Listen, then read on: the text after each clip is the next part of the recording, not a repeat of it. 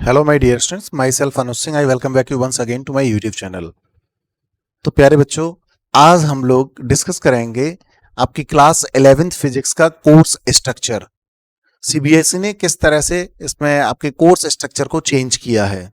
आपके exam term wise होंगे, सारी चीजों को हम लोग डिटेल में डिस्कस करेंगे। तो चलिए स्टार्ट करते हैं।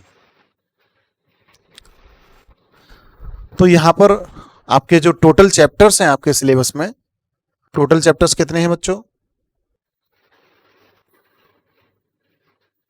तो आपके टोटल चैप्टर्स हैं 15। इन टोटल चैप्टर्स को अगर देखा जाए, आपकी जो एनसीईआरटी बुक है, एनसीईआरटी बुक के अकॉर्डिंग आपके एनसीईआरटी के दो पार्ट हैं, पार्ट 1 एंड पार्ट 2। जो आपका पार्ट 1 है, पार्ट 1 आपका up to chapter number 8, chapter number 8, और चैप्टर नंबर 8 का नेम है ग्रेविटेशन। ग्रेविटेशन तक है ये, ठीक है बच्चों। और जो आपका पार्ट 2 है, इसका जो लास्ट चैप्टर है वो है वेव्स, ठीक है। लास्ट चैप्टर इसका वेव्स है। तो जिस तरह से आपके एनसीईआरटी की बुक्स के दो पार्ट हैं, ये आपकी बुक 1 हो गई, यानी पार्ट 1, और ये दूसरे वाला बुक 2 है, यानी पार्ट 2। तो बहुत ही सिंपल इन्होंने क्या किया है, जो आपका पार्ट 1 है, पार्ट 1 को इन्होंने टर्म फर्स्ट में रखा हुआ है। पार्ट 1 को किस में रख दिया है? टर्म फर्स्ट में, ठीक है। ये टर्म 1 में है, और जो सेकंड बुक है आपकी वो टर्म 2 में है। अभी हम लोग डिस्कस करेंगे पूरा डिटेल्ड सिलेबस, तो उसके लिए लास्ट तक मेरे साथ बने रहिए। चलिए देखिए, अब मैं आपको बताऊंगा कि आपके एग्जाम्स किस तरह से होने हैं। तो अगर हम टर्म फर्स्ट की बात करते हैं, तो टर्म फर्स्ट के जो एग्जाम हैं वो आपका थ्योरी 35 मार्क्स का होगा, थ्योरी 35 मार्क्स। आपका जो प्रैक्टिकल है, प्रैक्टिकल आपका 15 मार्क्स का होगा। सेम यहां पे टर्म सेकंड में रहने वाला है, टर्म सेकंड में भी आपका सेम इसी तरह से रहने वाला है। तो टर्म सेकंड में आपका थ्योरी 35 मार्क्स, और जो प्रैक्टिकल है ये आपका 15 मार्क्स। तो इस तरह से ये आपका 50 हो जाता है, और ये भी आपका 50 हो जाता है। तो इस तरह से आपका टोटल अगर इन दोनों को ऐड हम करते हैं तो ये हमारा 100 हो जाता है, ठीक है। तो 100 मार्क्स हमें इस तरह से मिल जाएंगे, ठीक है। तो अब यहां पर बात करते हैं जो टर्म फर्स्ट है आपका, जो टर्म फर्स्ट है आपका, ये आपका एमसीक्यू रहने वाला है। ये कैसा रहने वाला है? एमसीक्यू। इसके लिए आपको 90 मिनट्स मिलेंगे, यानी 1.5 आवर, ये 90 मिनट्स मिलेंगे इसके लिए। ये आपका जो टर्म सेकंड है ये रिटन रहने वाला है, ये रिटन होगा। इसके लिए आपको 2 आवर्स मिलेंगे, यानी आपको 120 मिनट्स मिलेंगे इसके लिए।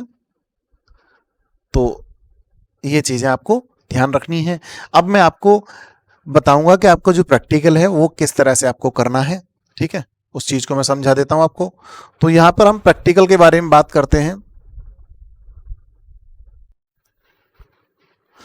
जो प्रैक्टिकल है आपका, वो उसका जो डिवीजन है वो किस तरह से होगा।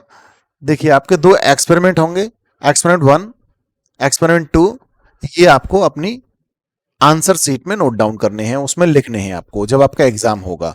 तो 4 मार्क्स का ये हो गया, 4 मार्क्स का ये हो गया, तो टोटल दोनों के मार्क्स हो गए 8। फिर आपकी लैब मैनुअल की बात करते हैं। लैब मैनुअल में आप क्या करेंगे, जो आपके एक्सपेरिमेंट आपके सिलेबस में वो आपको नोट डाउन करने हैं। एटलीस्ट 4 एक्सपेरिमेंट और 3 एक्टिविटीज का रिकॉर्ड उसमें होना चाहिए, ठीक है।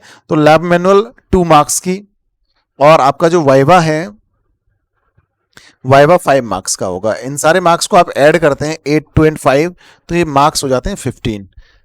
तो ये 15 मार्क्स आपके हो जाते हैं। और सेम इसी तरह से सेम इसी तरह से टर्म सेकंड का भी आपका होने वाला है 15 मार्क्स का। तो 15 और 15 आप ऐड करेंगे 30 मार्क्स, यानी जो 30 मार्क्स का फाइनल एग्जाम में प्रैक्टिकल हुआ करता था वही उसी तरह से उसको 2 पार्ट में डिवाइड कर दिया है। 15 मार्क्स का टर्म 1 में, 15 मार्क्स का टर्म 2 में, इस तरह से डिवाइड कर दिया है। ठीक है, अब आइए एक नज़र डालते हैं आपके जो सिलेबस है, सिलेबस के ऊपर किस तरह से आपको सिलेबस पढ़ना है। ठीक है, तो चलिए इसको देख लेते हैं। तो यहाँ पे आप देख पा रहे हो कि जो आपका कोर्स स्ट्रक्चर है वो कोर्स स्ट्रक्चर यहाँ पे दिया हुआ है। आप सीबीएसई की वेबसाइट से इसको डाउनलोड कर सकते हो, अदरवाइज मैं आपको समझा रहा हूँ, आप इससे भी समझ सकते हैं। ठीक है, तो क्लास 11 कोड नंबर फिजिक्स का कोड 042 होता है, कोर्स स्ट्रक्चर हमें दिया हुआ है। तो यहाँ पे जो सारे चैप्टर्स हैं, ये सारे चैप्टर्स जो आप देख पा रहे हो, ये unit first, unit second, unit third, यहाँ पे टोटल चैप्टर्स आपके 8 चैप्टर्स हैं, अप टू चैप्टर नंबर 8 तक है ये ग्रेविटेशन तक। ठीक है, तो यहाँ पर टोटल चैप्टर्स आपके हो गए 8, ये आपका पार्ट 1 है, यानी पहली बुक के सारे चैप्टर्स हैं। अब यहाँ पे आप सिलेबस देख लीजिए, जो आपका सिलेबस असाइंड किया गया है फर्स्ट टर्म के लिए। तो यहाँ पे फिजिकल वर्ल्ड एंड मेजरमेंट, ये आपका थियोरेटिकल चैप्टर है पूरा, तो इसको आप जो है पढ़ लेंगे। ठीक है, ये पूरा थियोरेटिकल है चैप्टर आपका, इसको आप पढ़ लेंगे। देन उसके बाद नेक्स्ट जो चैप्टर है आपका वो है यूनिट्स एंड मेजरमेंट, यहाँ से आपकी फिजिक्स की स्टार्टिंग आपकी हो जाती है। तो इसमें आपको जो जो टॉपिक्स दिए हैं, needs for measurement, units of measurement, system of units, SI unit, ठीक है, fundamental and derived units, length, mass and time measurement, accuracy precision क्या होता है, measuring instruments, errors in the measurement, significant figures, ये वाला जो चैप्टर है आपका वो मैंने पूरा वीडियो लेक्चर्स के थ्रू कवर कर दिया है। आप मेरे चैनल की प्लेलिस्ट में जाकर के उनको देख सकते हैं, और मैं इसकी प्लेलिस्ट की जो लिंक है उसको डिस्क्रिप्शन में भी दे दूंगा, आप डिस्क्रिप्शन को भी चेक कर सकते हो। ठीक है, देन है आपका kinematics, motion in straight line, फिर मोशन इन अप प्लेन यानी वेक्टर वाला ये चैप्टर है, ये आपको पढ़ना है। तो जो आपका मोशन वाला चैप्टर है यहाँ पे भी आप देख पा रहे हो कि यहाँ पे सिलेबस को बहुत कम कर दिया गया है, रिड्यूस कर दिया गया है सिलेबस को। ठीक है ना, तो ये आपके लिए एक बहुत अच्छी बात है। आपका जो टर्म फर्स्ट है एमसीक्यू होगा, 90 मिनट्स का होगा, तो इसके लिए एमसीक्यूज की तैयारी के लिए आपको क्या करना होगा, डिटेल में आपको स्टडी करनी होगी। ठीक, तो आपको डिटेल में पढ़ना है।